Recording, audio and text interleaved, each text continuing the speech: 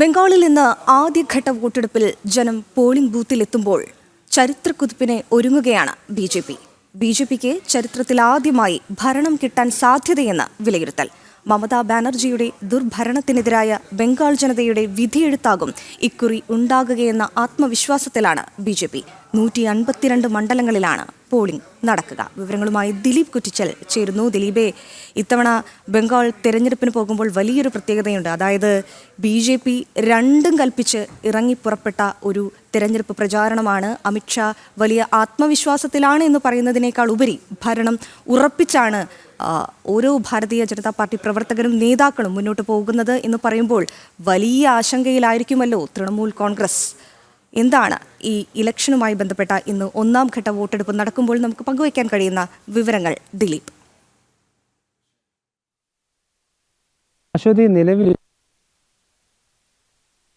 വോട്ടർമാർ ഇപ്പോൾ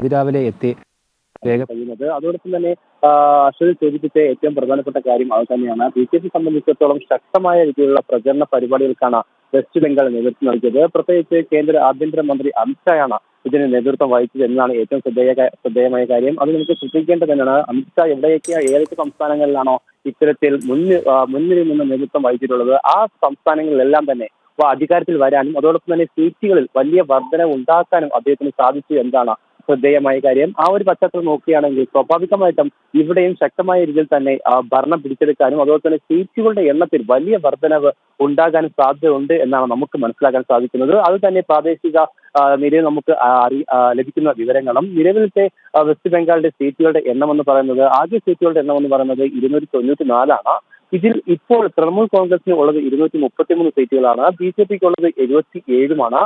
അതായത് ഒരൊക്കെ നിന്നാണ് ഒറ്റ തെരഞ്ഞെടുപ്പോടെ BJP 77 സീറ്റിലേക്ക് എത്തിയിരിക്കുന്നത്. അതുകൊണ്ട് തന്നെ നിലവിൽ വലിയ രീതിയിലുള്ള ഭരണവിരുദ്ധതയും വെസ്റ്റ് ബംഗാളിലുണ്ട്.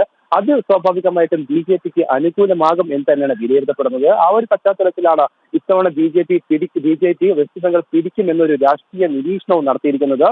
അതോടൊപ്പം തന്നെ ശ്രദ്ധിക്കണം, മറ്റൊരു പ്രധാന വിഷയം എന്ന് പറയുന്നത് നിലവിൽ വെസ്റ്റ് ബംഗാൾ സംബന്ധിച്ചിടത്തോളം ഒരുപാട് പ്രശ്നബാധിത പ്രദേശങ്ങളുണ്ട്. അതോടൊപ്പം തന്നെ തൃണമൂൽ കോൺഗ്രസ് വോട്ടർമാരെ ഭീഷണിപ്പെടുത്തുകയും അതുപോലെ തന്നെ വോട്ടർമാരെ വീട്ടുതടങ്കിൽ വെക്കുന്നു എന്നടക്കമുള്ള വിമർശനങ്ങൾ കഴിഞ്ഞ തെരഞ്ഞെടുപ്പിൽ ഉണ്ടായിരുന്നു. ആ ഒരു പശ്ചാത്തലം കണക്കായിക്കൊണ്ടാണ് ഇത്തവണ മുഖ്യ തെരഞ്ഞെടുപ്പ് കമ്മീഷണർ ഈ എല്ലാ പ്രദേശങ്ങളും സുരക്ഷ ശക്തമാക്കിയത്. പ്രത്യേകിച്ച് പ്രശ്നബാധിത പ്രദേശങ്ങളിലേക്ക് കേന്ദ്രസേന വിന്യസിച്ചിട്ടുള്ള ശക്തമായ സുരക്ഷാ നടപടികളിലേക്ക് കടക്കുകയും ചെയ്തിരിക്കുകയാണ്.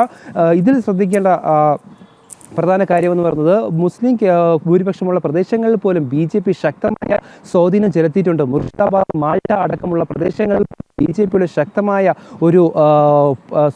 പ്രചരണ പരിപാടികളും അതുപോലെ ശക്തമായ ഒരു മുൻതൂക്കം എന്നാണ് അറിയാൻ കഴിയുന്നത്. ഇത് BJP സംബന്ധിച്ചിടത്തോളം ഏറ്റവും ആശ്വാസകരമായ കാര്യമാണ്. നിലവിൽ ഇപ്പോൾ 150 മണ്ഡലങ്ങളിലാണ് തെരഞ്ഞെടുപ്പ് അധേനി സുവേശി അടക്കമുള്ളവർ ഈ ത്തിലുണ്ട് എന്നാണ് ഏറ്റവും ശ്രദ്ധേയമായ കാര്യം. എന്തായാലും BJP സംബന്ധിച്ചിടത്തോളം ഏറ്റവും നിർണായകമായ ശക്തമായ രീതിയിലുള്ള പ്രചരണം നടത്തിയിട്ടുണ്ട്. ഇതിൽ ഏറ്റവും പ്രധാനമായി വന്ന വിഷയങ്ങൾ എന്ന് പറയുന്നത് ഒന്ന് വനിതാ സംവരണ ബില്ലും അതോടൊപ്പം തന്നെ SIR ബന്ധപ്പെട്ടുള്ള വിഷയമാണ്. SIR നമുക്ക് എല്ലാവർക്കും അറിയാവുന്ന പോലെ തന്നെയാണ്. ഏകദേശം 80 ലക്ഷത്തിലധികം വ്യാജ കാർഡുകൾ വഴി ഒരുപാട് വോട്ടർമാർ ഉണ്ടായിരുന്നു. അത് മുഖ്യ തെരഞ്ഞെടുപ്പ് കമ്മീഷൻ വ്യക്തമായ രീതിയിൽ തന്നെ അത് കണ്ടെത്തുകയും ആ വ്യാജ വോട്ടർമാർ ഉള്ളവരെ ഈ വോട്ടർ പട്ടികയിൽ നിന്ന് ഒഴിവാക്കുകയും ചെയ്തു.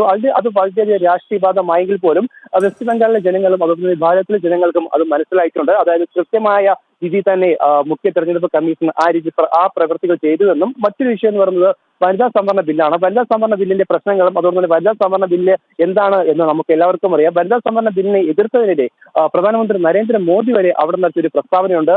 അതായത് തൃണമൂൽ കോൺഗ്രസ് ഭാരതത്തിലെ വനിതകളെ MLA ആക്കുന്നതിനും അതുപോലെ MP ആക്കുന്നതിനുമെതിരെ ശക്തമായ രീതിയിലുള്ള ഒരു എതിർപ്പ് പ്രകടിപ്പിച്ചിരുന്നു. അതിനെതിരെ ശക്തമായ ഭാഷയിൽ തന്നെയാണ് പ്രധാനമന്ത്രി വിമർശിച്ചത്. അദ്ദേഹം വേദിയിൽ ചോദിച്ചത് ഇതിനെതിരെ ശക്തമായ ഒരു മറുപടി നൽകണ്ടേ എന്ന രീതിയിലുള്ള ചോദ്യം സദസ്സിൽ ഉന്നയിച്ചിരുന്നു. ആ സമയത്ത് തന്നെ സദസ്സിൽ നിന്നുള്ള മറുപടി വേണം എന്ന രീതിയിൽ തന്നെയാണ്. അതുകൊണ്ട് തന്നെ ഇത്തവണ BJP സംബന്ധിച്ചിടത്തോളം വളരെ അനുകൂലമായ സാഹചര്യമാണ് വെസ്റ്റ് ബംഗാൾ എന്നാണ് അറിയാൻ കഴിയുന്നത്. അശ്വതി. ശരി, ദിലീപ് സൂചിപ്പിച്ചതുപോലെ ഇത്തവണ രണ്ടും കൽപ്പിച്ചാണ് BJP ഇറങ്ങി തിരിച്ചിരിക്കുന്നത്. താമര വിരിയുമെന്നുള്ള സൂചനകൾ, വിലയിരുത്തലുകൾ പ്രവചനങ്ങൾ എല്ലാം ബംഗാളിൽ നിന്ന് വരികയാണ്. മമതയുടെ ഭരണകൂട ഭീകരതയ്ക്കെതിരെ ശക്തമായ ചെറുത്തുനിൽപ്പായിരിക്കും അല്ലെങ്കിൽ ജനവിധിയെഴുത്തായിരിക്കും ഇത്തവണ നടക്കുക എന്നുള്ള പ്രതീക്ഷകളാണ് ബംഗാളിൽ നിന്ന് വരുന്നത്. ദിലീപായിരുന്നു വിവരങ്ങൾ നൽകിയത്.